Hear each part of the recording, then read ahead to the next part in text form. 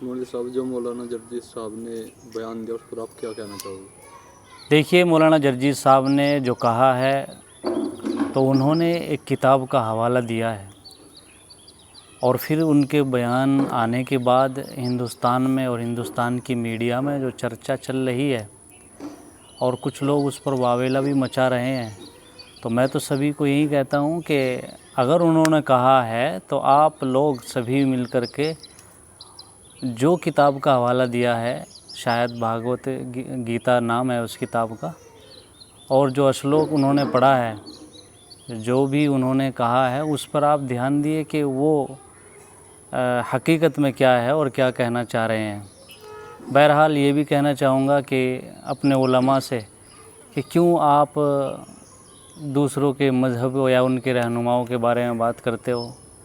जब हिंदुस्तान के अंदर इस तरह के हालात है कि कोई भी बात हो जाए तो उस पर बहुत ज़्यादा शोर व गुल होता है, तो रुक जाइए।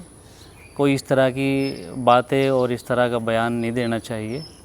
और ये भी कहना चाहूँगा कि मैं तो ये समझता हूँ कि इस दुनिया के अंदर, इस कायनात के अंदर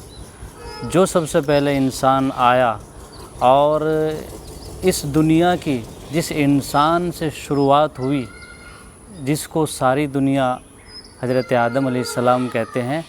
मैं सारी दुनिया के लोगों को कहना चाहता हूँ कि सभी लोग और सभी इंसान ये देखें कि उस आदमी का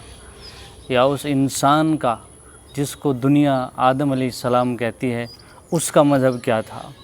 वो किस मज़हब पर थे। तो उसका नतीजा और जहाँ तक भी जिसकी सोच जाएगी उसका मालूम और उसका जो भी कुछ पता चलेगा,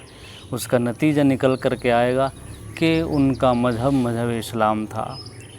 धरती पे जिससे इंसानियत की शुरुआत हुई वो सबसे पहला आदमी, मैं तो बस ये जानता हूँ,